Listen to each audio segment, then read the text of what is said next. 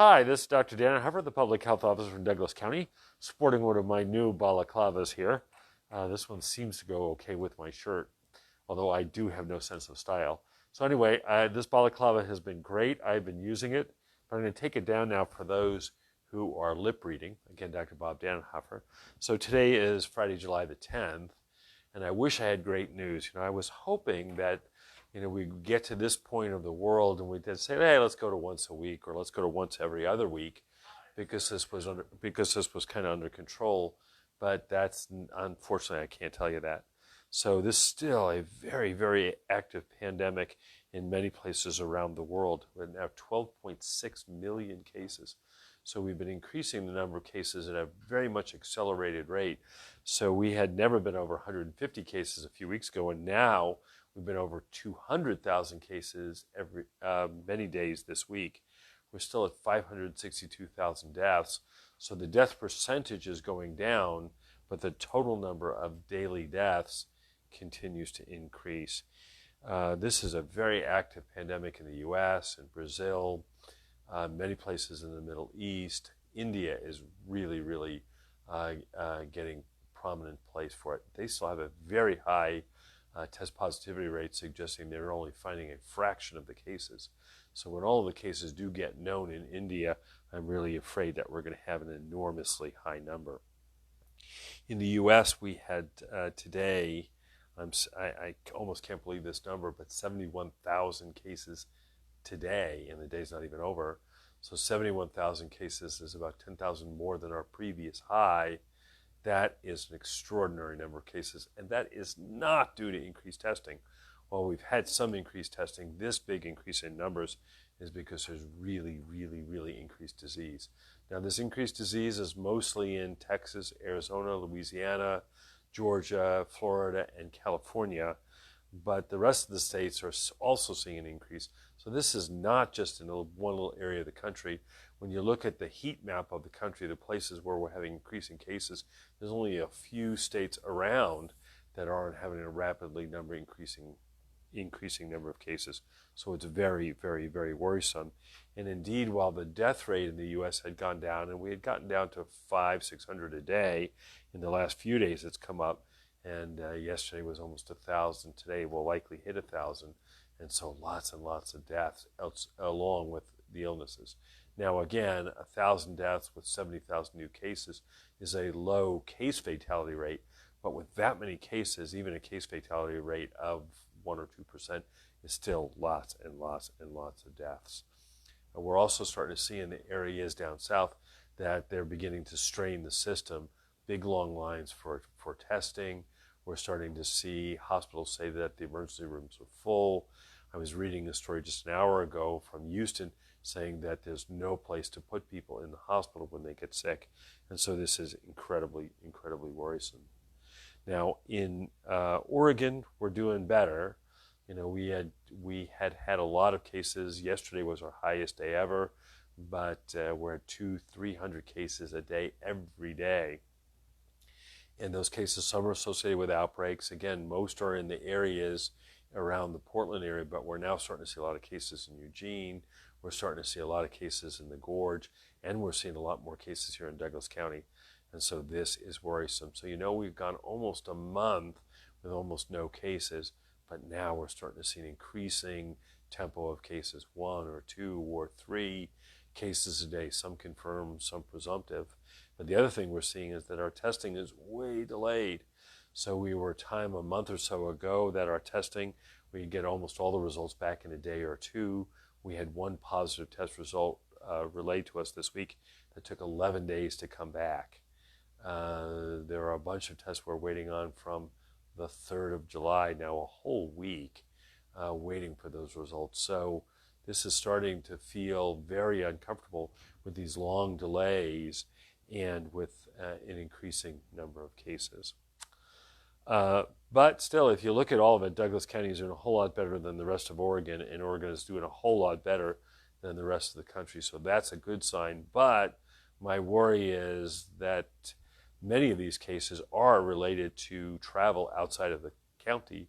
And as long as people travel to these other areas where there's lots of disease, they're going to bring it in. And so these cases have been associated with travel to California, to Washington, to Alaska, to Nevada, to Idaho. And so that when people come in from these other areas or go to these other areas, then come back, and there's a lot of disease there, it's inevitable that some are going to bring it back. So please be careful about your travel. Okay, so a couple of questions. This is really your time to ask questions rather than me just to talk to you. So Mandy says, I work at a school. What's your opinion of school starting? Well, school starting is a really controversial issue. And let's separate this out from higher education, high school, and elementary school. It looks like elementary school is likely to be the safest of the three for a couple of reasons. One is little kids seem to get it less. Little kids don't tend to stay in one classroom the whole time. And for that reason, we think that elementary school is going to be safest. When we look around the world, when other places have started elementary school, they've done well. Once we start to get to high school and college, it's much more dicey. In high school, kids have multiple classes, passing periods, lockers, sports, all of those kinds of things that increase mixing, as well as teenagers get this disease a whole lot more than kids in the K-6 time. So I don't know what's going to happen there. There are plans to open colleges, but colleges especially are worrisome because of the amount of mixing that they do. So we'll see. The American Academy of Pediatrics says that if it can be done safely, we could open schools. I'm on this governor's Healthy Reopenings Task Force. It's a very cautious group. We'll see what happens there. And so we'll see what happens about school starting. Now, in all the other countries that have started school, they've started school at a time when the disease was really quiet in the areas where they restarted it. So, for example, Japan closed schools early and then opened them up when the disease incidence got low. Korea had low incidence in the area where they opened schools, and China didn't open the schools until the incidence was almost zero. In this country, it's a little different because the incidence is clearly not close to zero, and with that, we worry about schools reopening, so we'll see. So Kathy says, if droplets could spread COVID, why does the test need to be done in the nasal cavity? Well, you need to find the virus, and the question is, where could you find the virus? Could you find it in saliva? Boy, that would be great because it would be so much easier to collect saliva than nasopharyngeal swabs. But right now, the saliva tests are limited to just a few platforms. And the platforms that we have available to us in Douglas County, it needs to be, the sample is best done in the nose. But yeah, it would be great if you could go ahead and do a test where you could spit in a cup and figure it out, but we don't have that available to us yet. So CDC just released that COVID is 2 times more deadly than the flu. I don't think that's the case at all. So, the best data suggests that this disease is at least 20 times more deadly than the flu. Very good data there. And very good data from a Mount Sinai study that I just saw. They suggested it was 70 times more deadly than the flu. So this twice as deadly as the flu. I don't know where that comes from. Erin, if you do that, please just send us where you got that. So Crystal says, is COVID mutating? And yes, COVID is mutating all the time. Like any virus, as it gets replicated, there are little errors in the replication, and those little errors in the replication are what we call mutations. Now, in many cases, the mutations are a nonsense mutation, and the new mutation dies off. But sometimes the mutation makes the germ stronger, and then that one does tend to continue. So there's a mutation to the 614 gene, and that mutation of the 614 gene does seem to be taking over. This mutation does seem to make the spike protein more stable, and by making the spike protein more stable makes it more infectious, although probably not more deadly. So if you get the infection, your chance of having a bad outcome is the same, but your chance of spreading it is higher. So we think that's happening.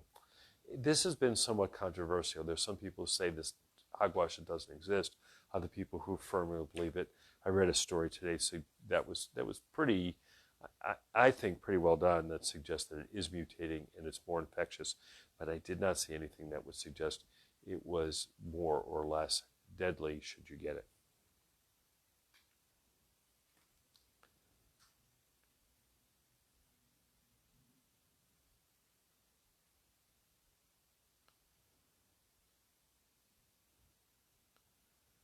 Okay, so this note from CF Fink, please talk about the recovery rate in asymptomatic.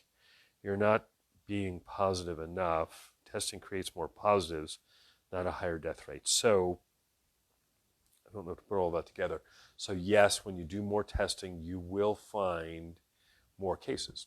Not surprisingly, if you didn't do any testing, you would find very few cases. So yes, as you do more cases, as you do more testing, you'll find more cases. But the number of cases you find is the number of tests you do times the positivity rate of the tests that you do. So we got to a point in May where our positivity rate was less than 1%. That is, we would do 100 tests and find one or fewer cases in that. Now the positivity rate in Oregon is over 4%, and I believe this week you're going to see is over 5%. So even though we're doing more cases, we're finding a higher percentage positive. So yes, we're finding a lot more cases, and the death rate is going down. We think the death rate is going down for 3 reasons. One is that I think the treatments for COVID are working, and we're starting to see a lower death rate. There's an article in the Oregonian today suggesting that we're just learning better how to treat the disease, and by learning to treat the disease better, the death rate is going down. But the deaths are not going down, so that there actually are more deaths now than there were 2 weeks ago. So the deaths aren't going down. So really, I know people want to argue statistics. I know statistics better than almost anyone. Don't get swayed by the fact that some people are saying, "Oh, this is just because of more testing." It absolutely, positively, without a doubt, is not. You're trying to tell me that all of the ICUs in Houston are full simply because they're doing more testing. You don't go into an ICU just because you had a positive test. You go into the ICU because you're deathly ill. So there are more people who are deathly ill. And anybody who wants to dispute that really just needs to talk to the doctors that work in those areas to know that there are more and more very, very sick people. This is not about just an increased positivity rate. All right. So is COVID mutating? Yes.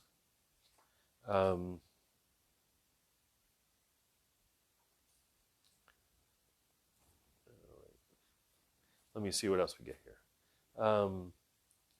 Yeah. So Leanne says, can you speak to what scientists are learning about aerosols? So droplets are those tiny little things that you spit out that are really small, and they go 3 or 4 feet and then hit the ground. And we think that's still the predominant way that this is spread. But we've worried that aerosols were a problem here. And the reason we worry that aerosols were a problem is because you did see this big spread among these super spreader groups like this choir practice. I mean, there's no way you could get 50 people within 6 feet of this person. So presumably some of the virus was in aerosols and moving to the other side of the room, as well as the rapid spread that we saw on the ships, the aircraft carriers, the cruise ships. It really made us worry that there would be aerosols. Now, early on, the WHO said, no, we still think the predominant way, we're not sure about aerosols. In this last week, 200 scientists said, look, it's time to get past that. It's time for us to recognize that aerosols are likely one of the ways that this can spread. And I would totally agree with that. And so I think we really need to be careful. What does this mean? Well, it does mean that we still want to be cautious about people who are in close contact.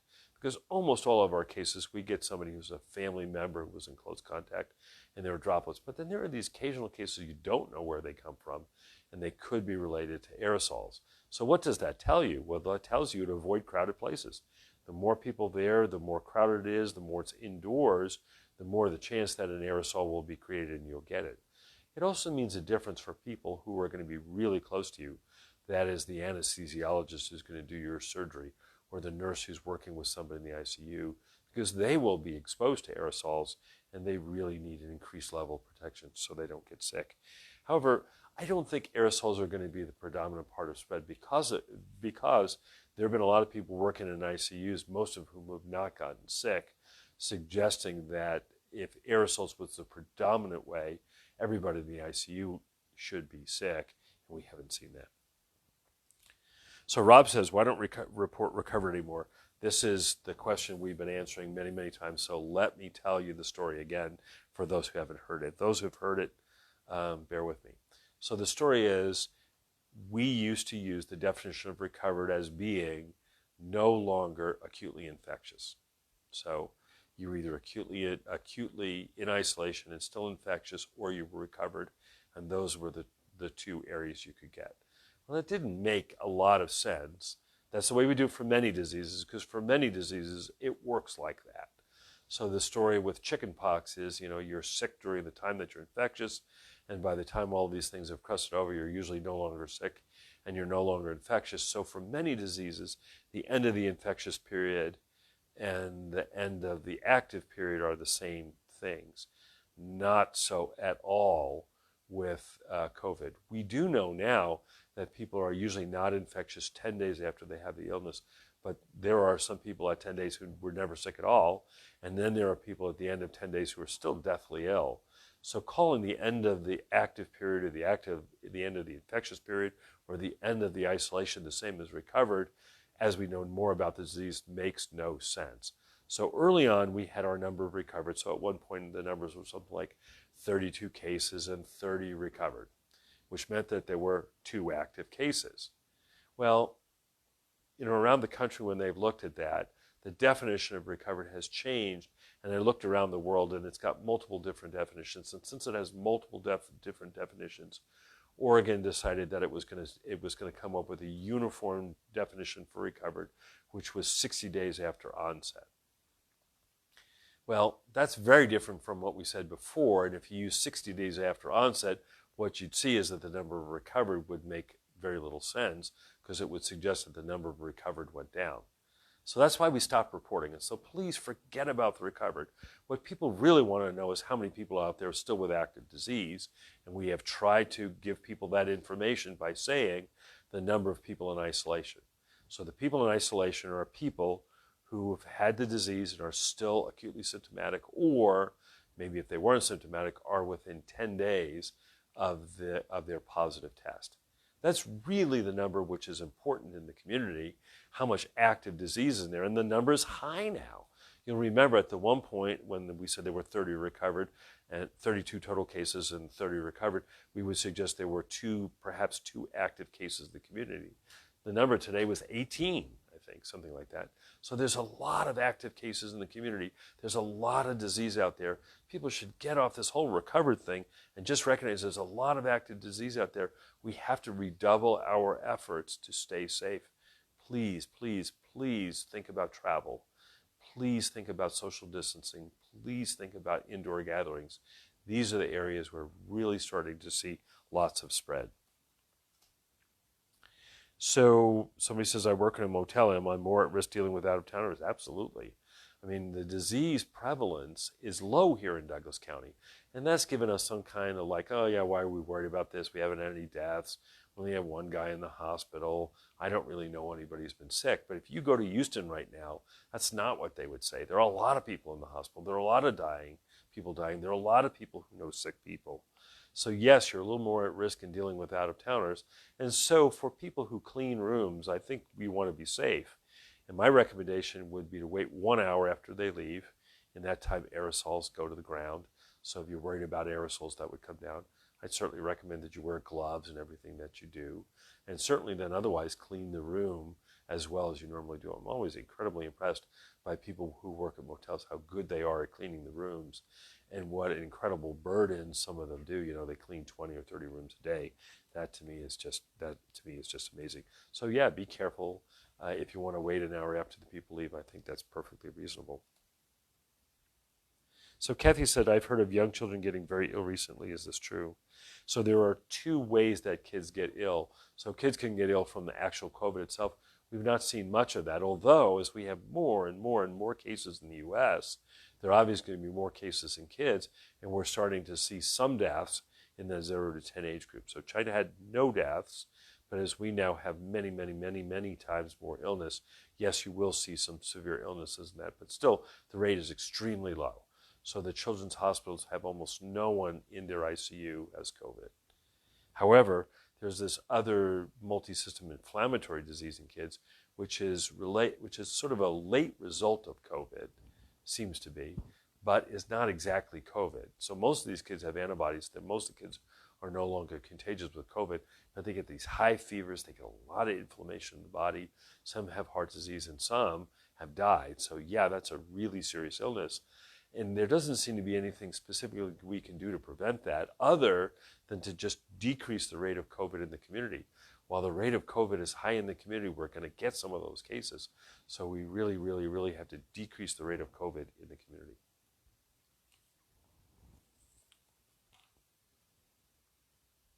So if people are not contagious after 10 days, then why do doctors wear a mask? Well, we should all be wearing a mask for reasons. So, when I'm in the clinic, as I was this week, I wore a mask so that if I was pre-symptomatic, I wouldn't give it to them. Same reason everybody else should be wearing a mask. In terms, though, in the ICU, why people are wearing a mask with sick patients after 10 days is because the new norm, I think, in hospitals is for people to wear masks all the time. So it doesn't exactly make sense that they would wear a mask all the time and then just take it off while they visited you in the ICU. So I think the story is that doctors should be wearing masks probably all the time. I remember back at a time when you drew blood and do all kinds of bloody procedures without wearing gloves. I think people now would look at that and think, Bob, what were you thinking? And I'm not sure what I was thinking. Now, I think anytime we deal with blood, we would certainly use gloves. And I think what we're recognizing in the hospital is that people should be wearing masks. Because if you're in the hospital with COVID, then you may well have something else. You can easily have a secondary bacterial infection or something else, because you can have more than just COVID. You can have COVID and flu or COVID and one of the other germs. So Laura says, what's the best way to protect yourself? Mask and glasses or a face shield? Well, I think any of those are appropriate. So face shield would be great. Mask and glasses is great. There's not been a head-to-head comparison of the two to see which is better, but I think both are perfectly appropriate.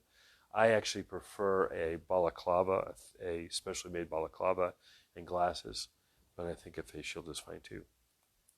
Yeah, so Eileen says, what do you think about the budesonide inhaled steroid treatments that are being tried?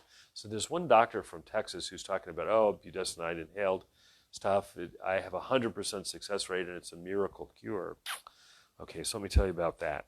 So budesonide is something we use all the time, and we even use it on the tiniest little preemie baby. It's a very safe drug that we use for asthma. It's been out for years and years. It's generic, and you can either do it by a nebulizer or you can do it in an inhaler, and it works great for people with asthma. It is a steroid, and we think that steroids may help people who have severe COVID. Remember that story about Decadron that showed that if you have severe disease where you require oxygen or you're in the ICU, Decadron seems to help. So that if you were in that situation, an inhaled steroid might help. However, the Decadron study suggested that if you weren't in that group, that it actually might hurt.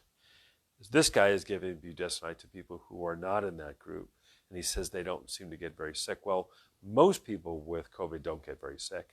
So, I hear this guy, it sounds pretty convincing. The next thing to do is to do a study.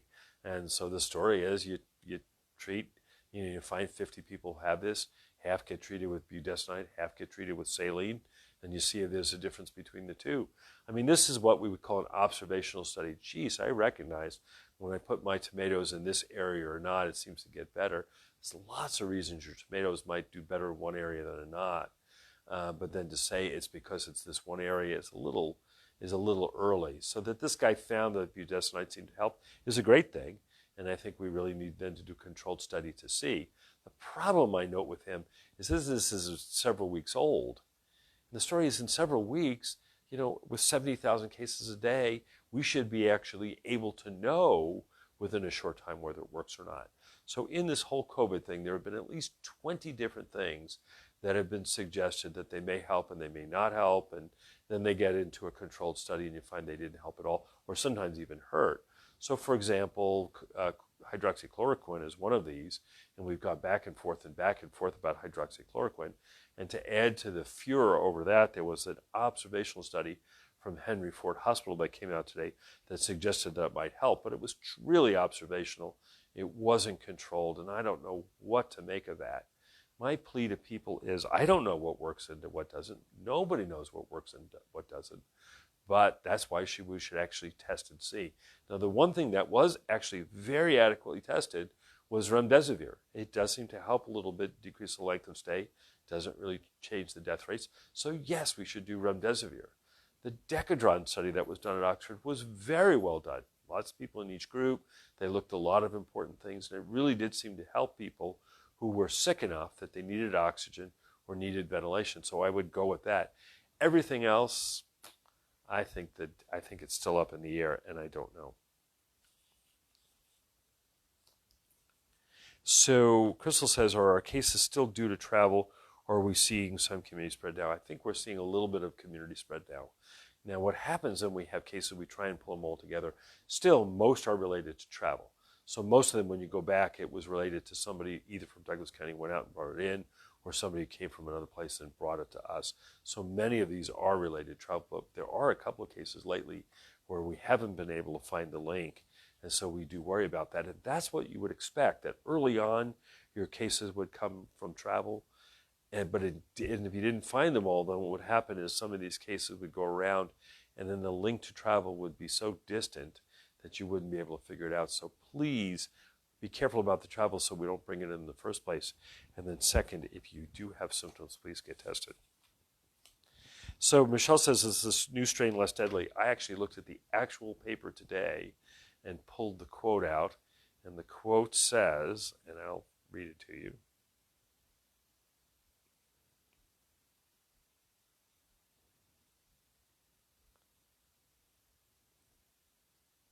The quote says, I send a lot of emails.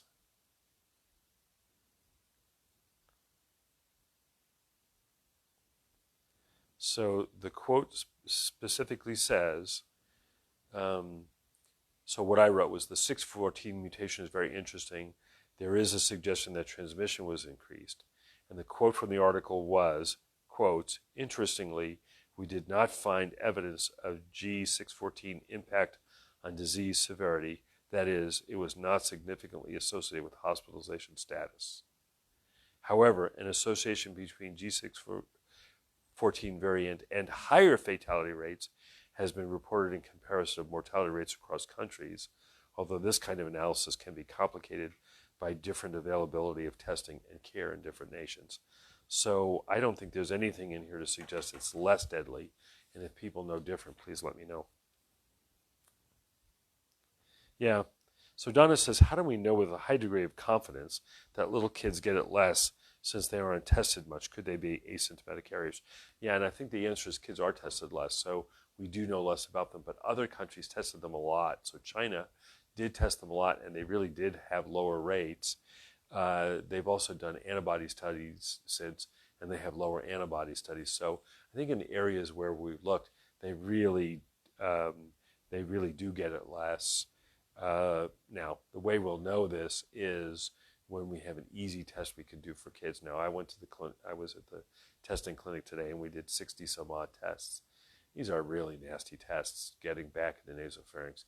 And, once we get an easy test like you could do with saliva or something else, it's going to be really hard to test a lot of kids because kids will definitely need to be held down for this. So how do you feel of Saturday's Corona cruise? I don't know what a Corona cruise is.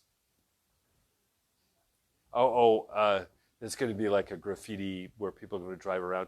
Well, again, if people are socially distanced, certainly being in your car is socially distanced.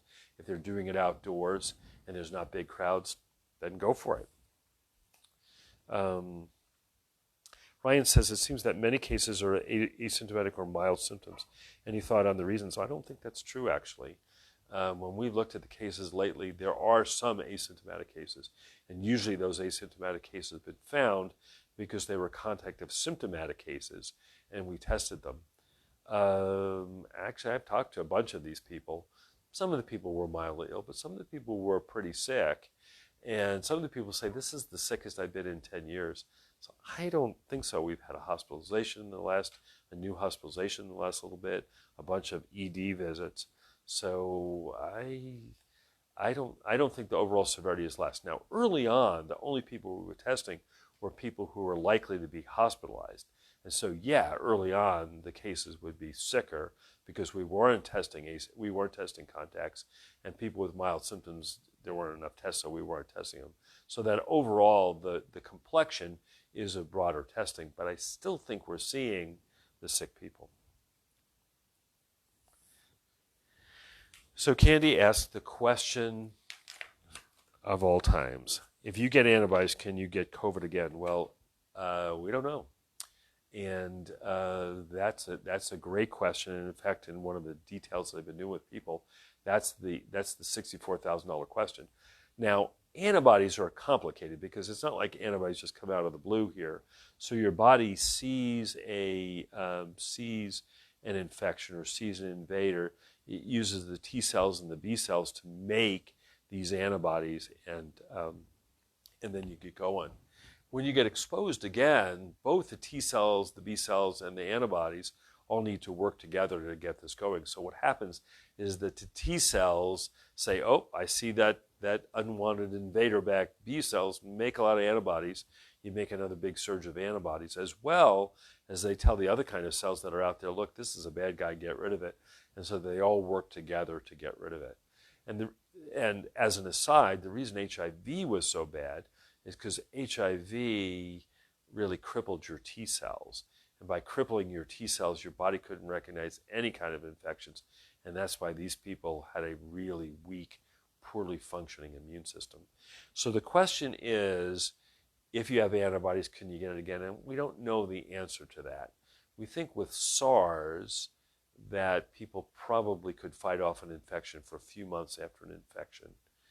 We do know with the other coronaviruses that cause colds, you usually don't get that twice in a season, although there was a study looking at people who had coronavirus antibodies, and they challenged them again with these other coronaviruses that cause colds, and they got it despite the presence of antibodies. So the question is, will antibodies in the T cells wake up when they get exposed again? And I don't know, and that's a critically important question, because if they don't, then vaccines are going to be much less effective. So I don't know the answer to that. Again, some really good studies this week suggesting that the T cells do remember and the T cells are going to respond. So that's hopeful, but I don't think we know. So did gas station attendants need to wear a mask?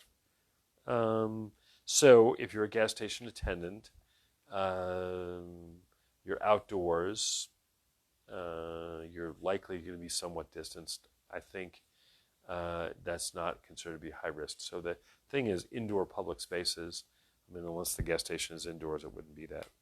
So Crystal says, I work for an optometrist. So we had a patient that refused to wear a mask due to asthma. We refused to see him. Can we get in trouble? Absolutely not. Protect yourself. People don't want to wear a mask. That's okay, but they don't have to come in and see you and potentially infect you. Now, you know, there are some people who don't want to wear a mask because they have an asthma-like thing, in which case I tell them just wear a face shield. Face shields work perfectly fine. They're easy to wear. Now, you can't obviously do an eye exam with that. So, I mean, unless her not being seen for a while is going to be a big issue, just delay the appointment and do it later. You know, we're not going to be on we're not going to be on a mask mandate and lockdown forever. And, you know, if it's 6 months or so, that would be okay. So Amy says, if we continue to see our cases increase, should we expect to see restrictions step backwards? So I don't know. I really don't know. I know that in places like Texas and Florida clearly have taken a big step backwards. So Texas stopped doing elective surgeries. Texas closed restaurants and bars. Florida closed bars. Other people have considered other restrictions. And these are in places that were absolutely adamant they were going to open. So you can imagine how much it took for Governor Abbott in Texas to say, look, oops, we goofed and we opened too far. Let's close back down. Oregon is not nearly as dire as those states, so I don't necessarily see us taking a step backwards now, but please, please, please, let's do it so we don't get there. So what can you do? The stuff hasn't changed. Socially distance, and I will tell you, a couple of our cases have had terrible social distancing. The second is stay home when you're sick. Again, we're seeing a number of cases where people are going to work when they're sick. Don't go to work when you're sick. The third thing is to wear a mask. I think mask usage has really, really improved in the last 2 weeks, so that's good. Wash your hands and avoid unnecessary travel. Could we see a step backwards? Yes. Now, what would a step backwards look like? Well, a step backwards could look like in Texas canceling elective surgeries. A step backwards could look like smaller gathering sizes. It could be only takeout at restaurants. Boy, we don't want to go there. I saw a story this week about a restaurant that had opened, hired everybody back, but then needed to close again in a different state, and how demoralizing that was to the business. I mean, did they have to fire these people again? Did they go on furlough? This enhanced unemployment benefit, which really helped a lot of our workers through this thing, is going to be gone. And so many of those people going to be unemployment, getting very low unemployment checks, are really, really, really going to be struggling. So, the decision to go backwards is going to be based on the number of cases and the severity of cases we have.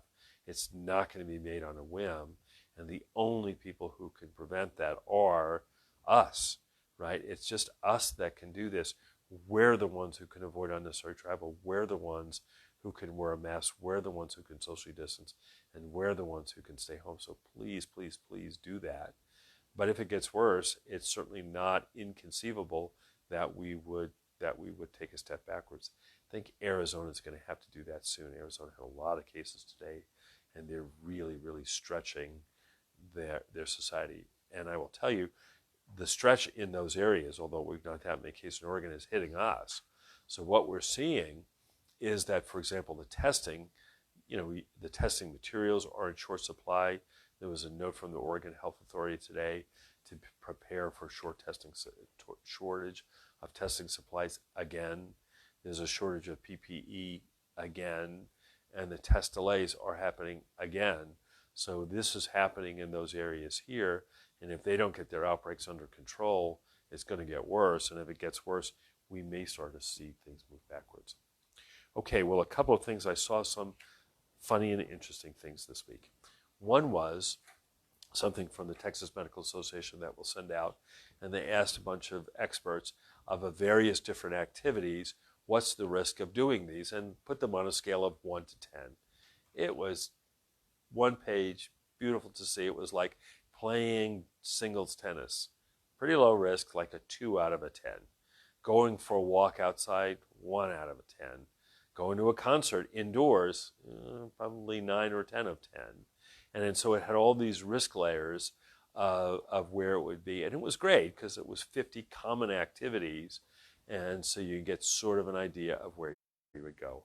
In addition, Oregon Health Authority put out a graphic, which we'll also share with you, about 4 questions to ask. Tell me about the kind of activity. Indoors, much worse than outdoors.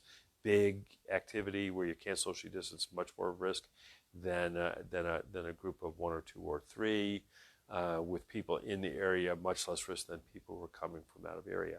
So again, 2 very excellent ways to go ahead and look at the activities you're going to do to see what the risk is going to be. And right now, I would be cautious with any activities which are higher than a risk level of 3.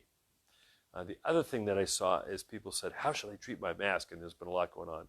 And it's a cute little thing, and it says you should treat it like your underwear. You shouldn't wear it if it's dirty. You shouldn't share it with others.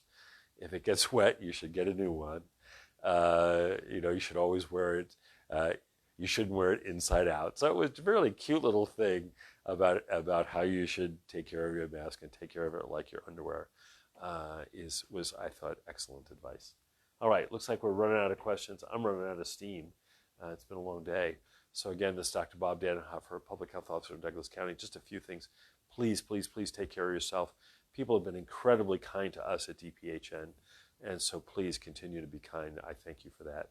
And please socially distance, stay home if you're sick, wear a mask if you can, and be really careful about travel. Thanks.